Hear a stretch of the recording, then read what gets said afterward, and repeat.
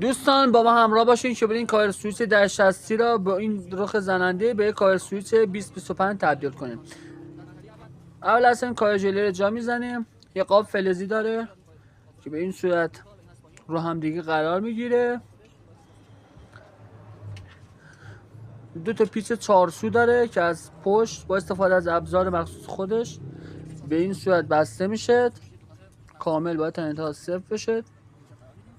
یه تسمه داره که از این زیر به این صورت رد میشه، سوراخاش مزاحم قرار میشه و در انتها به این صورت بسته میشه.